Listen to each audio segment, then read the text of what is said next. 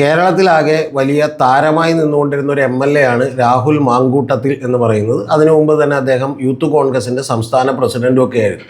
അപ്പോൾ അത്തരത്തിലുള്ള താരപരിവേഷമൊക്കെ നിൽക്കുമ്പോൾ അദ്ദേഹത്തിനെ കുറിച്ചുള്ള ചില റൂമറുകളൊക്കെ ആദ്യമേ തന്നെ പ്രത്യക്ഷപ്പെട്ടത് നിങ്ങൾക്ക് എല്ലാവർക്കും ഓർമ്മയുണ്ടാവും.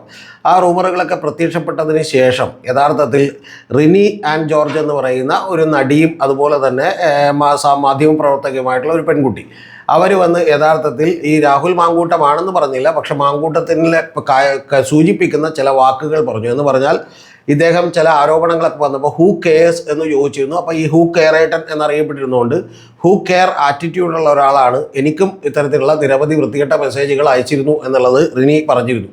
അപ്പോൾ അത് പറഞ്ഞതിന് ശേഷം ശരിക്കും വീണ്ടും ഇദ്ദേഹം അകത്തേക്ക് പോവുകയും പിന്നീട് ഇദ്ദേഹം പത്രക്കാരനെ പോലും കാണാതെ വീടിനകത്ത് ഒളിച്ചിരിക്കുകയും ചെയ്തതാണ് എന്നുള്ളത് നമുക്കറിയാം. അതിനുശേഷം നീണ്ട മൗനത്തിന് ശേഷം, അതായത് ഒരു വാൽമീകത്തിനുള്ളിൽ ഒളിച്ചിരുന്ന മഹാമൗനത്തിന് ശേഷം കഴിഞ്ഞ ദിവസങ്ങളിൽ രാഹുൽ മാങ്കൂട്ടത്തിൽ ജയിലിൽ നിന്നൊക്കെ ഇറങ്ങി സ്വസ്ഥമായി ഏതാണ്ട് മൂന്നാമത്തെ പീഡന പരാതിയിലും ജാമ്യം കിട്ടിയതിന് ശേഷം അദ്ദേഹം ഒരു എക്സ്ക്ലൂസീവായിട്ടുള്ള ഒരു ഇൻ്റർവ്യൂ ഹാഷ്മി താജ് ഇബ്രാഹിം എന്ന് പറയുന്ന 6 അടിയുള്ള വളരെ ഘനഗംഭീരനായിട്ടൊക്കെ സംസാരിക്കുന്ന ഒരു സുഹൃത്തിന് കൊടുത്തു. അത് 24 ന്യൂസിൻ്റെ ഒരു ചെറിയ വെളുപ്പിക്കൽ പരിപാടിയായിരുന്നു എന്നുള്ളത് നിങ്ങളെല്ലാവരും പ്രത്യേകമായി ഓർക്കണം. അപ്പോൾ അതിനെക്കുറിച്ച് ചില വ്യത്യസ്തമായിട്ടുള്ള കാര്യങ്ങൾ എനിക്ക് നിങ്ങളോട് പറയാനുണ്ട്. അപ്പോൾ അതിന് വേണ്ടിയിട്ടാണ് ഞാൻ ഈ വീഡിയോ എടുക്കുന്നത്. അപ്പോൾ അതിൽ ഏറ്റവും ആദ്യം ഈ റിപ്പോർട്ടർ ചാനൽ എന്തായാലും പോകാൻ പറ്റില്ല, കാരണം അവിടെ ചെന്നിരുന്ന് കൊടുത്തിട്ടുണ്ടെങ്കിൽ എന്ത് ചെയ്യും, അരുൺ കുമാറൊക്കെ എന്ത് ചെയ്യും, സംഗതി ഒടിച്ച് പപ്പടമാക്കി ഭിത്തിയിലൊട്ടിക്കും എന്നറിയാവുന്നതുകൊണ്ട് പോയില്ല.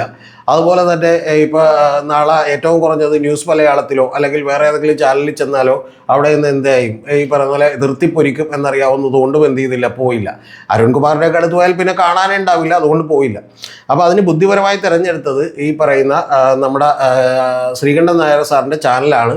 അപ്പോൾ ആ ചാനലിൽ ഇപ്പോൾ ഇത് റേറ്റിംഗ് കുറവാണ്. അപ്പോൾ ഇത് കിട്ടിയാൽ കൊള്ളാമെന്നുള്ളതുകൊണ്ട് അവർക്കൊരു എക്സ്ക്ലൂസീവ് കിട്ടും. പ്ലസ് എന്ത് ചെയ്യും, ഇവർക്കൊരു വെളുപ്പിക്കലും ആകും. രാഹുൽ മാങ്കൂട്ടത്തിൽ വെച്ചിട്ടാണ് ഈ പരിപാടിക്ക് പോയത്. ചിലർ കോടിക്കണക്കിന് രൂപ മേടിച്ചിട്ടുണ്ട് എന്ന് കേൾക്കുന്നു, അതൊന്നും ഉണ്ടായവർ നമുക്കറിയില്ല. അപ്പോൾ ആ ഇൻ്റർവ്യൂവിനെ കുറിച്ച് ഞാൻ നേരത്തെ തന്നെ വീഡിയോ ചെയ്തിരുന്നു. പക്ഷേ ആ വീഡിയോയിൽ പറയാതെ വിട്ടുപോയ ചില കാര്യങ്ങൾ കൂടിയുണ്ട്. അതാണ് ഏറ്റവും പ്രധാനപ്പെട്ട ഒരു കാര്യമെന്ന് പറയുന്നത്. അത് യഥാർത്ഥത്തിൽ രാഹുൽ മാങ്കൂട്ടത്തിൽ ഒരു വിതുമ്പൽ ഉണ്ടായിരുന്നു എന്നുള്ളതാണ്. അത് കേൾക്കുന്ന എല്ലാവരും തന്നെ വളരെ ഹൃദയവേദനയോടുകൂടി വളരെ ഈ പറഞ്ഞ പോലെ കരച്ചിലോടുകൂടിയാണ് അത് കേൾക്കാൻ കഴിയൂ എന്നുള്ളതാണ് മനസ്സിലാക്കുന്നത്. അതിൻ്റെ പ്രധാനപ്പെട്ട കാര്യം അദ്ദേഹം പറയുന്നത്, എൻ്റെ അമ്മയുടെ കരച്ചിൽ കണ്ടാണ് ഞാൻ വളർന്നത് എന്നാണ് അദ്ദേഹം പറയുന്നത്. സ്വന്തം അമ്മയെ തന്നെയാണ് അദ്ദേഹം വളരെ സെൻറ്റിമെൻ്റൽ അപ്രോച്ചോടുകൂടി എടുക്കുന്നത്. അതിൽ അദ്ദേഹം പറയുന്നത് എല്ലാ കരച്ചിലും സത്യമല്ല, പക്ഷെ അമ്മയുടെ കരച്ചിൽ സത്യമായിരുന്നു, പക്ഷെ അതുപോലെ എല്ലാ സ്ത്രീകളുടെ കരച്ചിലും സത്യമാണ് എന്നാണ് ഞാൻ ആദ്യം വിചാരിച്ചിരുന്നത്. പക്ഷെ അദ്ദേഹം ഒരു കണ്ടെത്തൽ നടത്തി. കാരണം എല്ലാ സ്ത്രീകളുടെ കരച്ചിലും സത്യമല്ല. പ്രത്യേകിച്ച് ഇദ്ദേഹം പീഡിപ്പിക്കപ്പെട്ട സ്ത്രീകൾ കരഞ്ഞാൽ അത് സത്യമല്ല, കാരണം അവർ കരഞ്ഞാലും കരഞ്ഞില്ലെങ്കിലും ഒന്നും ഇദ്ദേഹത്തിന് കുഴപ്പമില്ല. പക്ഷേ സ്വന്തം അമ്മയുടെ കരച്ചിൽ സത്യമാണ് എന്നാണ് പറഞ്ഞിട്ടുള്ളത്. അപ്പോൾ അതിൽ അദ്ദേഹം ഷഹനാസിനെതിരെ ചില ആരോപണങ്ങളൊക്കെ ഉന്നയിച്ചിരുന്നു. അപ്പോൾ ആരോപണങ്ങളൊക്കെ ഉന്നയിച്ചതിന് ഷഹനാസ് തിരിച്ചടിച്ചു. അതൊക്കെ ഞാൻ വിശദമായി പറഞ്ഞിട്ടുള്ളതാണ്. പക്ഷേ അതിൽ അദ്ദേഹം ഒരു പറയാതെ വിട്ടൊരു കാര്യമുണ്ട്. കാരണം ഷഹനാസ് ഇദ്ദേഹത്തിന് ഒരു മെസ്സേജ് അയച്ചിരുന്നു. ആ മെസ്സേജ് എന്ന് പറയുന്നത്, നിൻ്റെ അമ്മയെക്കുറിച്ച് ഓർത്ത് എനിക്ക് സഹതാപമുണ്ട് എന്ന് പറഞ്ഞൊരു മെസ്സേജ് അയച്ചിരുന്നു എന്നുള്ളതാണ്. പക്ഷെ അത് അദ്ദേഹം പറഞ്ഞില്ല. എന്താണെങ്കിലും അമ്മയെക്കുറിച്ച് അമ്മയുടെ കരച്ചിൽ സത്യമാണ്, പക്ഷേ എല്ലാ കരച്ചിലുകളും സത്യമല്ല എന്ന് പറയുന്ന വലിയൊരു കണ്ടെത്തൽ അദ്ദേഹം നടത്തി. അപ്പോൾ അതിനുശേഷം അദ്ദേഹത്തിൻ്റെ വലിയ സങ്കടം എന്താണെന്ന് വെച്ചിട്ടുണ്ടെങ്കിൽ MP-യുടെ മകളെക്കുറിച്ചൊക്കെ തന്നെ വലിയ ആരോപണം ഉന്നയിക്കുന്നുണ്ട്. അപ്പോൾ അതിനെങ്ങനെ മറുപടി പറയും?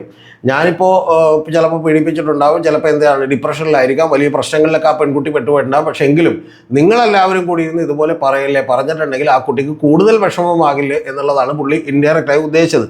അപ്പോൾ ഇതിലൊന്നും തന്നെ ഹാഷ്മി താജ് ഇബ്രാഹിമിന് ഒരു ചോദ്യവും ഉണ്ടായില്ല. പുള്ളി വളരെ സൈലൻ്റ് ആയിട്ടിരുന്ന് ഇതെല്ലാം കേട്ടു. കാരണം അങ്ങനെയാണ് പുള്ളിക്ക് നിർദ്ദേശം കിട്ടിയിട്ടുള്ളത്. പിന്നെ അത് റെക്കോർഡഡ് ആയിട്ടുള്ള ഒരു ഇൻ്റർവ്യൂ ആണ്. അപ്പോൾ കട്ടൊക്കെ പറഞ്ഞ് വീണ്ടും വീണ്ടും എടുത്തിട്ടുള്ള ഒരു ഇൻ്റർവ്യൂ ആണ്. അപ്പോൾ അതുകൊണ്ട് ഈ പറയുന്ന ആ പെൺകുട്ടിയുടെ ഹൃദയവേദനയെക്കുറിച്ചും ഇദ്ദേഹം വാചാലമായി സംസാരിക്കുന്നത് നമ്മൾ കേട്ടു. അതുകൊണ്ട് എന്നെ നിങ്ങൾ എന്ത് വേണമെങ്കിലും ചെയ്തോളൂ, എന്നെ കല്ലെറിഞ്ഞോളൂ, പക്ഷേ ഇത്തരത്തിലുള്ള ആളുകൾക്കെതിരെ എന്ത് ചെയ്യല്ലേ, കല്ലെറിയല്ലേ എന്നുള്ളതാണ് പുള്ളി ആദ്യം തന്നെ പറഞ്ഞു നിർത്തിയത്. ഇനി അടുത്തത് ഏറ്റവും പ്രധാനപ്പെട്ട ഒരു വാചകമുള്ളത്, അതാണ് ശരിക്കും പറഞ്ഞ ഒരു ഒന്നൊന്നര, ഈ പറഞ്ഞ പോലെ ശരിക്കും പറഞ്ഞ ഒരു സിനിമയിലുണ്ടല്ലോ മോഹൻലാൽ പറയുന്നുണ്ട്, ഒരു ഒന്നൊന്നര ചോദ്യം ഉണ്ടെന്ന് പറയുന്നത്. അതുപോലെ ഒരു ഒന്നൊന്നര ചോദ്യമുണ്ട്. ആ ഒന്നൊന്നര ചോദ്യം എന്താണെന്ന് വെച്ചിട്ടുണ്ടെങ്കിൽ, കോൺഗ്രസ് പാർട്ടിയിൽ നിന്ന് നിങ്ങളെ പുറത്താക്കി തീരുമാനിച്ചല്ലോ എന്ന് ചോദിക്കുമ്പോൾ ഇദ്ദേഹം വളരെ ഗദ്ഗത കണ്ടനായി സങ്കടത്തോടെ പറയുന്നത്. അത് കേട്ടിട്ടാണ് ശരിക്കും പറഞ്ഞാൽ എനിക്ക് ഹൃദയം തകർന്നു പോയത്. ഞാൻ ഇനിയിപ്പോൾ അതിജീവിതനോടൊപ്പമാണ്, രാഹുലിനോടൊപ്പമാണ്. കാരണം ഇനി വരെ രക്ഷയില്ല. കാരണം എനിക്ക് മനസ്സിലായി രാഹുലാണ് ശരി എന്നുള്ളത്. കാരണം ഇത്രയും നല്ലൊരു മനുഷ്യനെ കണ്ടിട്ടില്ല. അദ്ദേഹം പറയുന്നത്, കോൺഗ്രസ് പാർട്ടി ഇത്തരത്തിലുള്ളൊരു കാര്യം തീരുമാനിക്കുന്നതിന് മുമ്പ് എന്നോട് ചോദിച്ചില്ല. ചോദിച്ചിരുന്നെങ്കിൽ ഞാൻ എന്ത് ചെയ്തേനെ, ഉത്തരം പറഞ്ഞേനെ. ആ ഉത്തരം കേട്ട് യഥാർത്ഥത്തിൽ ഭലേബേഷ് നീ ഇത് തന്നെ കണ്ടിന്യൂ ചെയ്യൂ എന്ന് പറഞ്ഞിട്ട് KPCC പ്രസിഡന്റും KC വേണുഗോപാലും അതുപോലെ VD സതീശനും ഇനിയിപ്പോൾ അതിൻ്റെ മുകളിൽ രാഹുൽ ഗാന്ധി കേട്ടിട്ടുണ്ടെങ്കിൽ അദ്ദേഹം പോലും കരഞ്ഞുകൊണ്ട് എന്ത് ചെയ്തേനെ കെട്ടിപ്പിടിച്ചേനെ എന്നുള്ളതാണ് പുള്ളി പറയുന്നത്. പക്ഷെ അതിവർ കേൾക്കാതെ പോയി. അങ്ങനെ കേൾക്കാതെ ഒരു തീരുമാനം എടുത്തു. പക്ഷേ നിങ്ങൾ ശ്രദ്ധിക്കണം, ആ ഇൻ്റർവ്യൂവിൽ അദ്ദേഹം പറയുന്നത് പക്ഷേ അതാകരുത് ഇതിൻ്റെ ഹെഡ്ലൈൻ. കാരണം അങ്ങനെ ഒരു മെസ്സേജ് പോകരുത്. കാരണം അങ്ങനെ പോലും പാർട്ടിയെ പുള്ളി കുറ്റപ്പെടുത്താൻ ഉദ്ദേശിക്കുന്നില്ല. കാരണം എന്നെപ്പോലെ നിസ്സാരനായ ഒരാളെ പാർട്ടി എന്ത് ചെയ്തോട്ടെ, തടഞ്ഞോട്ടെ.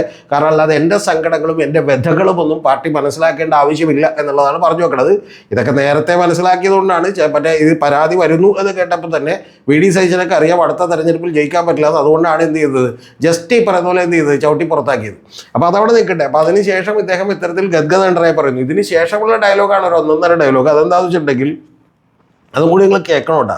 അതെന്താണെന്ന് വെച്ചാൽ ഇദ്ദേഹം പറയുന്നത് കോൺഗ്രസ് നിങ്ങളെ പുറത്താക്കിയല്ലോ എന്നാണ്. പക്ഷേ ഇദ്ദേഹം പറയുന്നത് കോൺഗ്രസ് എന്നെ പുറത്താക്കിയിട്ടുണ്ടാവും, പക്ഷേ ഞാൻ പുറത്തു നിൽക്കും, പക്ഷേ എന്നെ മനസ്സിൽ നിന്ന് കോൺഗ്രസിനെ പുറത്താക്കാൻ ഒരാൾക്കും കഴിയില്ല എന്നുള്ളതാണ്. യഥാർത്ഥത്തിൽ അദ്ദേഹം എന്ന് പറഞ്ഞാൽ കോൺഗ്രസ് എന്നെ പുറത്താക്കി, പക്ഷേ എൻ്റെ മനസ്സിൽ നിന്ന് കോൺഗ്രസ് ഒരിക്കലും പുറത്താവില്ല. അത് പുറത്താക്കാൻ ഒരാൾക്കും കഴിയില്ല. കാരണം എന്നിലെ കോൺഗ്രസ് അങ്ങനെ തന്നെ നിൽക്കും. അതവിടെ നിന്ന് പൂവായിടും, കായിടും, പിന്നെ ഈ പറഞ്ഞ പോലെ വലിയ വൃക്ഷമായി വളരും. അതുകൊണ്ട് തന്നെ അദ്ദേഹം എന്താണ് കോൺഗ്രസിനെ അഗാധമായി സ്നേഹിക്കുന്നു എന്നുള്ളതാണ്. ശരിക്കും പറഞ്ഞാൽ AO ഹ്യൂം മുതൽ കോൺഗ്രസ് കെട്ടിപ്പടുത്തിട്ടുള്ള ആളുകൾ മുതൽ ഇപ്പോഴുള്ള രാഹുൽ ഗാന്ധി പോലും ചേതാത്ത ശശി തരൂരിനെ പോലെയൊക്കെയുള്ള ആളുകൾ പോലും ഇതിൻ്റെ 5% പോലും കോൺഗ്രസിനെ സ്നേഹിക്കുന്നുണ്ട് എന്നെനിക്ക് തോന്നുന്നില്ല. അതുകൊണ്ട് കോൺഗ്രസിൻ്റെ അഖിലേന്ത്യാ പ്രസിഡന്റായി അടുത്ത തെരഞ്ഞെടുപ്പിൽ ഈ മല്ലികാർജ്ജുൻ ഖാർഗെയൊക്കെ എടുത്ത് കളഞ്ഞിട്ട് കുറച്ചുകൂടി ചെറുപ്പക്കാരനായ ഊർജ്ജസ്വലനായ കുറച്ചുകൂടി നല്ല ഈ പറഞ്ഞ പ്രവർത്തന മികവും പാരമ്പര്യവും ഒക്കെയുള്ള ഇദ്ദേഹത്തെ ആക്കിയിട്ടുണ്ടെങ്കിൽ നല്ലതായിരിക്കും. കാരണം ഇത്രത്തോളം കോൺഗ്രസിനെ സ്നേഹിക്കുന്ന ഒരു കോൺഗ്രസ് പ്രവർത്തകനെയും ഞാൻ ഇന്ന് വരെ എൻ്റെ ജീവിതത്തിൽ കണ്ടിട്ടില്ല എന്നുള്ളത് നിങ്ങളോട് പറയാൻ വേണ്ടിയിട്ടാണ് ശരിക്കും ചെയ്തത്. ഇനി ഇത് കോൺഗ്രസ് മാത്രമല്ല, മറ്റേതെങ്കിലും പാർട്ടികൾ എടുത്താലും ഇദ്ദേഹത്തിന് അസറ്റായിരിക്കും. പക്ഷേ ഇദ്ദേഹത്തിൻ്റെ മനസ്സിൽ നിന്നുള്ള കോൺഗ്രസിനെ എങ്ങനെ കളയുമെന്ന് നമുക്കറിയില്ല. അത് കളഞ്ഞ് വേറെ ഏതെങ്കിലും പാർട്ടി വെച്ചിട്ടുണ്ടെങ്കിൽ ഇതേപോലത്തെ ഒരു ആളെ നമുക്ക് വേറെ കിട്ടില്ല എന്നുള്ളതാണ് വാസ്തവം. ഇതിനോട് ഉപമിക്കാവുന്ന ചെറിയ ഒരു കാര്യം ഞാൻ കേട്ടിട്ടുള്ളത് ജെഫ്രി എപ്സ്റ്റീൻ്റെ ഒരു സ്റ്റേയിങ് ആണ്. ജെഫ്രി എപ്സ്റ്റീൻ എന്ന് പറയുന്നത് നിങ്ങൾക്കെല്ലാം അറിയാമായിരിക്കുമല്ലോ. എപ്സ്റ്റീൻ ഫയൽസ് ഈ പറഞ്ഞ പോലെ വളരെ പ്രശസ്തനായിട്ടുള്ള ഒരു കുട്ടിപ്പീഡകനാണ്. ആ കുട്ടിപ്പീഡകൻ പറഞ്ഞിട്ടുള്ള ഒരു കാര്യമാണ്. അതും കൂടി രാഹുൽ മാങ്കൂട്ടത്തിൽ PR ഏജൻസികൾ എഴുതി കൊടുക്കേണ്ടതായിരുന്നു. അത് പറഞ്ഞിട്ടുള്ളത് എനിക്കും ഡൊണാൾഡ് ട്രംപിനും, അദ്ദേഹം പറഞ്ഞതായി പുറത്തു വന്നേക്കുന്ന കാര്യം എന്ന് പറയുന്നത് എനിക്കും ഡൊണാൾഡ് ട്രംപിനും ഒക്കെ ചെറിയ കുട്ടികളെ ഇഷ്ടമായിരുന്നു. പക്ഷേ കാലം വലിയ അനീതിയാണ് എന്നോട് കാണിച്ചത്. കാരണം ഞാൻ ജയിലിലുമായി, ട്രംപ് എന്ത് ചെയ്തു, ഇന്ത്യയുടെ ഈ പറയുന്ന പോലെ അമേരിക്കയുടെ പ്രസിഡൻറ്റുമായി എന്നുള്ളതാണ് ഇപ്പോൾ പറഞ്ഞു നോക്കുന്നത്. കൂടാതെ ഇതിൽ ഏറ്റവും പ്രധാനപ്പെട്ട ഒരു കാര്യം കൂടി എനിക്കുള്ളത്, ഇനി എത്തിക്സ് കമ്മിറ്റിയിലേക്ക് രാഹുലിനെ അയോഗ്യനാക്കാൻ വേണ്ടിയിട്ടൊരു കത്ത് കൊടുത്തിട്ടുണ്ട്. പക്ഷേ എത്തിക്സ് കമ്മിറ്റിയിലുള്ളവ കോൺഗ്രസിൻ്റെ അംഗങ്ങളൊക്കെ തന്നെ ഒരു കാരണവശാലും ഇതിനെ അനുകൂലിക്കേണ്ട എന്ന് തീരുമാനിച്ചിട്ടുണ്ട്. കാരണം അവരുടെയൊക്കെ എത്തിക്സ് വളരെ കൂടുതലാണ്. അപ്പോൾ ആ എത്തിക്സ് വെച്ചിട്ട് ഒരു കാരണവശാലും ഇത്തരത്തിൽ കുറ്റാരോപിതനായിട്ടുള്ള ഒരാളെ, ഇത്തരത്തിൽ ചെറിയ കുറച്ച് ആരോപണങ്ങളുള്ള ഒരാളെ എന്ത് ചെയ്യേണ്ട കാര്യമില്ല, ഒരു കാരണവശാലും പുറത്താക്കേണ്ട ആവശ്യമില്ല എന്നുള്ളത് എന്ത് ചെയ്തു, ഇവർ തീരുമാനിച്ചു. കാരണം ആരോപണങ്ങൾ വരും, പരാതികൾ വന്നു. പരാതികൾ വന്നത് ഇപ്പോൾ ഇദ്ദേഹത്തെക്കുറിച്ചാണെന്ന് മാത്രമേ ഉള്ളൂ. പരാതികൾ വരാൻ അർഹരായിട്ടുള്ള മറ്റു പലരും ഒക്കെ നിയമസഭയിലുണ്ടാവും. അപ്പോൾ അത്തരത്തിലുള്ള ആളുകൾ കൂടി ഭാവിയിലേക്ക് ബുദ്ധിമുട്ടാകരുത്. അതുകൊണ്ട് ഈ പറയുന്ന പോലെ രാഹുലിൻ്റെ എത്തിക്സ് തന്നെ ധാരാളമാണ്. ഈ എത്തിക്സ് തന്നെ ഉള്ള ഒരാളെ നമ്മൾ ഒരിക്കലും പുറത്താക്കേണ്ട. യഥാർത്ഥത്തിൽ വേണമെങ്കിൽ എത്തിക്സ് കൂടിപ്പോയി എന്ന് പറഞ്ഞിട്ട് വേണമെങ്കിൽ പുറത്താക്കാം. പക്ഷെ കുറഞ്ഞു പോയി എന്ന് പറഞ്ഞാൽ അദ്ദേഹത്തെ പുറത്താക്കാൻ കഴിയില്ല എന്ന് പറഞ്ഞ് കോൺഗ്രസ് എന്ത് ചെയ്തിട്ടുണ്ട്, അതിനെ ന്യായീകരിച്ചിട്ടുണ്ട്. അപ്പോൾ ഈ പോകുന്ന പോക്ക് കണ്ടിട്ട് എനിക്ക് തോന്നുന്നത് കോൺഗ്രസ് മിക്കവാറും രാഹുൽ മാങ്കൂട്ടത്തിലിനെ അടുത്ത പാലക്കാട് തെരഞ്ഞെടുപ്പിൽ വീണ്ടും മത്സരിപ്പിക്കും. അങ്ങനെ മത്സരിപ്പിക്കുകയും പിന്നെ വലിയ തോതിലുള്ള അബദ്ധം ജനങ്ങൾക്ക് പറ്റുകയും ചെയ്താൽ, കോൺഗ്രസ് തന്നെ ജയിക്കുകയും ചെയ്താൽ ഇദ്ദേഹത്തെ യഥാർത്ഥത്തിൽ ഈ പറയുന്ന പോലെ യുവജനക്ഷേമ വകുപ്പ് എന്നുള്ളത് പേര് മാറ്റണം, യുവതിക്ഷേമ വകുപ്പ് എന്നാക്കണം. അങ്ങനെ വകുപ്പിലേക്ക് ആക്കിയിട്ടുണ്ടെങ്കിൽ എന്ത് ചെയ്യണം, തീർച്ചയായിട്ടും ഇദ്ദേഹത്തെ മന്ത്രിയാക്കേണ്ട ഒരു ആവശ്യമുണ്ട് എന്നാണ് ഞാൻ വിചാരിക്കുന്നത്. ഇനി അതല്ലെങ്കിൽ ഒരു സ്പോർട്സോ അല്ലെങ്കിൽ കായികമേളയോ അതുപോലെയുള്ള കാര്യങ്ങളിലോ ഒക്കെ തന്നെ ഇദ്ദേഹത്തെ എന്ത് ചെയ്യാം, മന്ത്രിയാക്കാം. ഇല്ലെങ്കിൽ വേണമെങ്കിൽ ആഭ്യന്തരം തന്നെയും ഇദ്ദേഹത്തെ ഏൽപ്പിക്കാവുന്നതേ ഉള്ളൂ എന്നുള്ളതാണ് എനിക്ക് പറയാനുള്ളത്. ഇതിൽ ഏറ്റവും പ്രധാനപ്പെട്ട മറ്റൊരു കാര്യം കൂടിയുള്ളത്, ഇതിൽ ഇദ്ദേഹം പറഞ്ഞു വെക്കുന്ന ഒരു കാര്യമെന്ന് പറയുന്നത് നിയമപരമായി ഞാനൊരു തെറ്റും ചെയ്തിട്ടില്ല എന്നുള്ളതാണ്. ഇതിൽ ധാർമ്മികതയോ മറ്റീ പറഞ്ഞ വൃത്തികേടുകളോ ഒരു മനുഷ്യൻ്റെ ഈ പറഞ്ഞ ആത്മാർത്ഥതയില്ലായ്മയോ ഒന്നും തന്നെ ഹാഷ്മി താജ് ഇബ്രാഹിമിന് പ്രശ്നമായില്ല. അദ്ദേഹം അത് ചോദിക്കാനൊക്കെ വിട്ടുപോയി. കാരണം അദ്ദേഹം നേരത്തെ മേടിച്ചിട്ടുള്ള ഈ പറഞ്ഞ പോലെ മധുരമോ നെയ്യപ്പമോ ഒക്കെ മേടിച്ച് എന്താണ് തൊണ്ടയിൽ കുടുങ്ങിയിരിക്കുകയായിരുന്നു എന്നാണ് നമുക്ക് മനസ്സിലാക്കാൻ കഴിയുന്നത്. അപ്പോൾ അതുകൊണ്ട് തന്നെ എന്ത് ചെയ്തു, ഹാഷ്മി അതൊന്നും ചോദിച്ചില്ല. യഥാർത്ഥത്തിൽ ഈ പറയുന്ന ശരിക്കും ഇദ്ദേഹം പറയുന്നൊരു വാചകം എന്ന് പറയുന്നത് നിരവധി പെൺകുട്ടികൾ എന്ത് ചെയ്തിരുന്നു, എന്നോടുള്ള വ്യക്തിപ്രഭാവത്തിൽ എൻ്റെ ഈ പറഞ്ഞ പോലെ ആകാര സൗകുമാര്യത്തിലൊക്കെ തന്നെ ആകർഷ്ടരായി എന്നെ പീഡിപ്പിക്കാൻ തയ്യാറെടുത്തിരിക്കുകയാണ്. യഥാർത്ഥത്തിലുള്ള ഇര ഞാനാണ് എന്നാണ് പറയുന്നത്.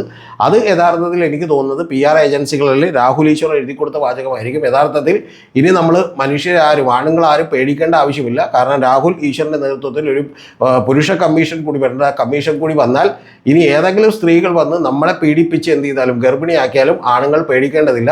കാരണം ഗർഭിണികളായിട്ടുള്ള ആണുങ്ങൾക്ക് വേണ്ടിയിട്ട് എന്തുണ്ടാവും, നമുക്കൊരു പുരുഷ കമ്മീഷൻ ഉണ്ടാവും. യഥാർത്ഥത്തിൽ ഇത്തരത്തിൽ അതിനുവേണ്ടി ഒരു രക്തസാക്ഷിയാകാൻ പോലും ഈ പറയുന്ന രാഹുൽ മാങ്കൂട്ടത്തിൽ മടിക്കില്ല എന്നാണ് മനസ്സിലാക്കിയിരിക്കുന്നത്. അദ്ദേഹം ഏറ്റവും ഒടുവിൽ തിരിച്ചറിഞ്ഞിരിക്കുന്നു, എല്ലാ കരയുന്ന പെൺകുട്ടികളുടെയും കരച്ചിൽ യഥാർത്ഥ കരച്ചിലല്ല, അതൊന്നും സത്യമല്ല എന്ന് പറയുന്ന തിരിച്ചറിവിലേക്ക് എത്തിയിരിക്കുന്നു. ഏതാണ്ട് ഇതേ തിരിച്ചറിവാണ് ജെഫ്രി എപ്സ്റ്റീനും ഉണ്ടായിട്ടുള്ളത് എന്നുള്ളത് നിങ്ങൾ മറന്നു പോകരുത്. കാലത്തിൻ്റെ വലിയ അനീതിയാണ് രാഹുൽ മാങ്കൂട്ടത്തിനോട് സംഭവിക്കുന്നത്. അതുകൊണ്ട് ഇന്ന് മുതൽ ഞാനും ഈ പറയുന്ന പോലെ എന്താണ് അതിജീവിതനോടൊപ്പമാണ് എന്നുള്ളത് എൻ്റെ പ്രേക്ഷകരെ അറിയിക്കുന്നു.